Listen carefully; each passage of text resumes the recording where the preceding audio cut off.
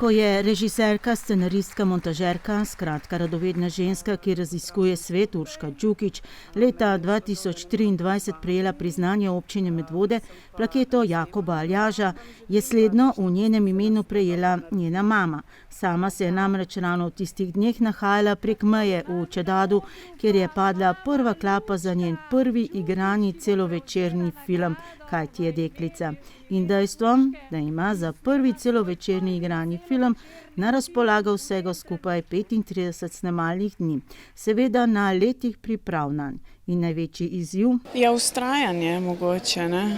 To, kar je vedno, v bistvu so neke dobre stvari, pa neke težke stvari, čez katere moraš iti, da vztrajaš, da lahko narediš sploh tak projekt, tukaj trajajo 6 let to ustvarjanje, še majhen več.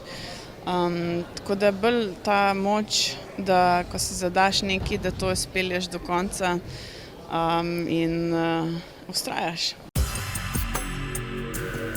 Ponedeljkove razprodane premiere filma Kaj ti je deklica se je udeležila tudi predsednica Republike Slovenije Nataša Pirc Musar in pa seveda velika večina ustvarjalcev filma. Veliko njih je bilo med gledalci v razprodani dvorani, predvsem članice pevskega zbora, glavni igralci in ustvarjalci filma pa so se ob koncu projekcije priklonili na odru. Urška, za začetek bom imel eno zelo neizbirno vprašanje s strani športnih kolegov. Kakšen je občutek? Ja, super, ne? Ko delaš nekaj 6 let, pa da je pa to dobro, pa da ljudje uživajo, to je nekaj najlepšega. V filmu spremljamo sramežljivo in občutljivo 16-letno Lucijo, igrajo Jara Sofija Ostan, ki začne peti v dekliškem pevskem zboru, kjer med drugim prepevajo tudi Aljaževo Oj Triglav moj dom. Tu sklene novo prijateljstvo s pogledljivo in samozavestno Ano Marijo, igrajo Mina Švajgar. Vikend intenzivnih pevskih vaj v podeželskem samostanu postane prelomnica. Ko se Lucija namreč znajde v neznanem okolju, kjer raziskuje svojo prebujajočo se spolnost, začne dvomiti o svojih prepričanjih in vrednotah, kar zmoti harmonijo v zboru. Film na vizualno bogat in poetičen način raziskuje meje osebne svobode, želje in družbenih pričakovanj. Veliko smo se pogovarjali o vseh teh občutkih in o tem nekem notranjem dogajanju in notranji zgodbi, ki je treba skozi cel film v bistvu tudi voditi.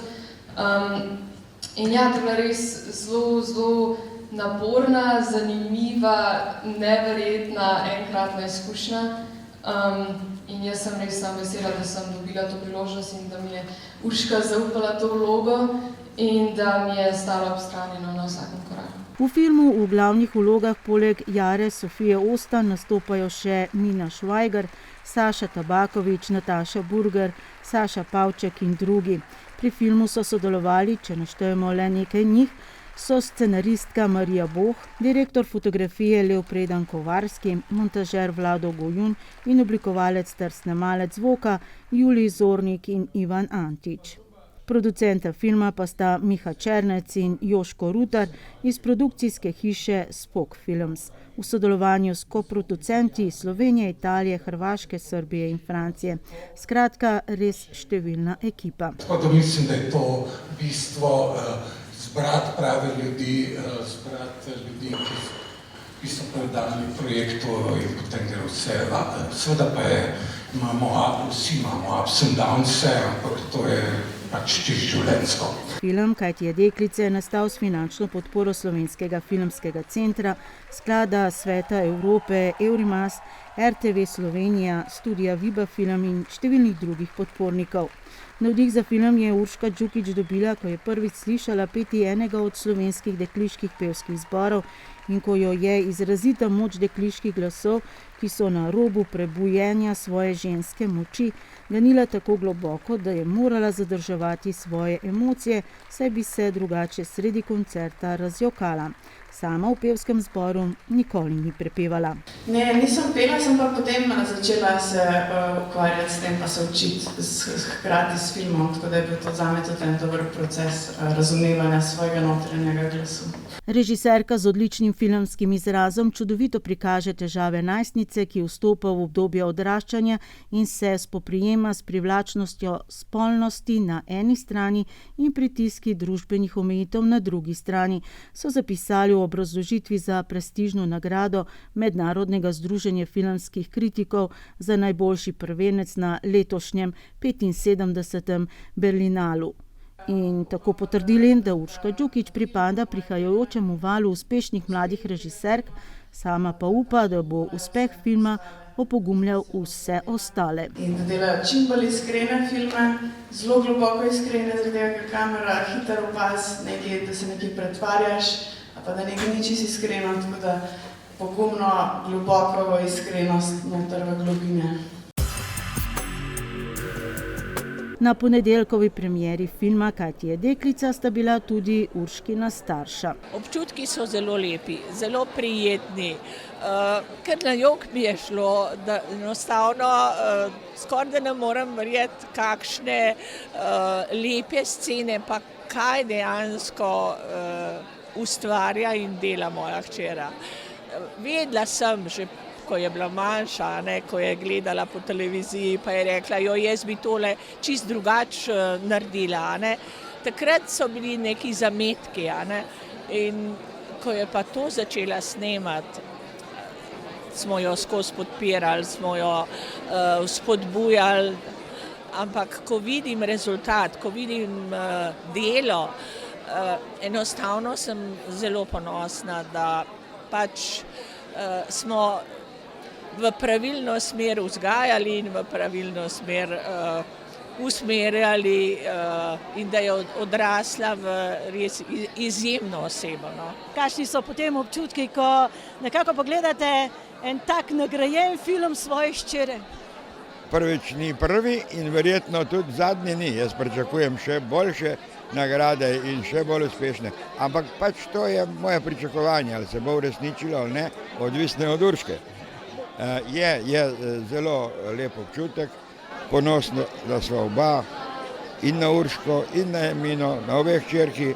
Tudi Emina je bila v odpovedni špici. Ja, ker sta tako pripravljeni in vedno naj jo presenečata. Svojo ustvarjalno pot je Urška Đukić, tako kot sestra Emina, njeno ime je zapisano tudi v odpovedni špici filma Kaj ti je deklica, začela v društvu Mladinski kulturni center v Medvodah in že takrat pokazala občutek za iskanje zanimivih zgodb, ki razbijajo tabuje. Tak je bil tudi njen študijski projekt, kratki film Prvi dan v službi, posnet v Medvodah.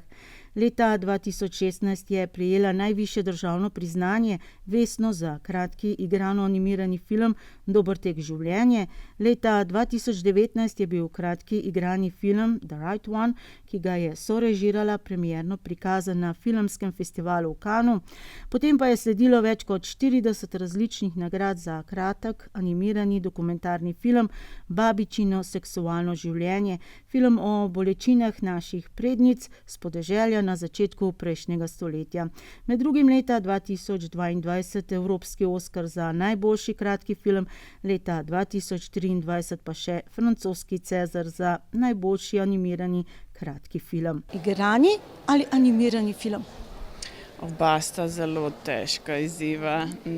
Ne bi mogla reči, da je en lažji, drugače je, zelo drugačne. Pač tam moraš v bistvu vse samo ustvariti pri animiranem filmu, tu pa imaš ljudi, ampak moraš pa v bistvu z njimi kreirati, kar je zelo, zelo lepo, mislim, da je še lepše, kaj je skupinsko, ampak oba sta pa zelo velika izziva. Izziv, profesionalni igralci in pa naturščiki. Kdo je večji izziv za režiserja? Mislim, da je odvisno spet od osebe posamezno. Ne morem čisto posplošiti, ampak pač mi smo imeli srečo, ker smo v bistvu najbolj pomembno, da zbereš ljudi, ki so res, ne samo, da so nadarjeni, ampak so tudi srčni in si želijo to delati z vsem srcem in potem, ko so se strastno pri stvari, potem se da vse narediti. Tista odpovedna špica je bila zelo dolga, tudi kakšen nedvoščan se je našel na njej. Kakšna je bila ekipa, kako ste padali skupaj? Ja, zelo velika ekipa, v bistvu pa na enak način, ko sem zbirala igralce, sem zbirala tudi ekipo, mi je bilo zelo pomembno, ne samo, da so talentirani, ampak da so tudi dobrosrčni in da v bistvu si želijo to delati in si ne želijo biti nekje drugje. In to se pozna pri delu, pri filmu, če so vsi zares pri stvari. Urška Đukić obljublja, da ostaje del vala generacije ženskih ustvarjalk, ki se bo še naprej ukvarjala z drugo polovico zgodb, s še nepovedanimi. Naslednji projekt je Veroniki Deseniški. V bistvu v preteklosti. Zdaj si želim, da bi tudi v Sloveniji dobili take filme, zgodovinske drame, z našimi pomembnimi temami, ki so zelo pomembne za našo identiteto. Še posebej zato, ker ko sem bila majhna, smo vedno brali te drame, romane o Veroniki, ampak zdaj, ko sem jih spet preberala, sem ugotovila, da so vse napisali moški, ki so si Veroniko zelo po mojem predstavljali napačno kot neko tako krhko žensko, ki je samo se dajala za druge, ne pa kot neko pomembno osebnost, ki se je uprla vplivnim moškim. Tako da ja, si to čakam. Kako blizu so vam pa takele ženske teme? Prej je bilo babičino seksualno življenje, sedaj je najstniško prebujanje. Ženske jo nekako ta glas jim daje. Ja, meni so blizu vse teme, in ženske in moške. Seveda, če so ženske lepe, pa še bližje. Jaz sem še iz tiste generacije, ko mi te teme niso bile blizu oziroma so bile bolj utišane. Ampak se mi zdi, da res prihaja čas, ko je treba govoriti o tem, ko se je treba pogovarjati, ko je treba to na širino dati, ne se skriti za temi temami, pa pač reči, sej mogoče pa to ni za vsaka ušesa, ne? Treba je to obelodan, treba se je enako pogovarjati kot o ostalih temah, da postane to nekako tema vsakdanja, bi človek rekel, ne kot dogodki, ampak tema pogovora, da postane vsakdanja, ker se mi zdi, da smo ženske res na pohodu in da je neka moč v nas, neka energija, neka, tako kot Urška dostikrat reče, ljubezen, ki jo je treba deliti, ampak ne kot stik s človekom, ampak kot energijo, ki jo prenašamo med ljudi.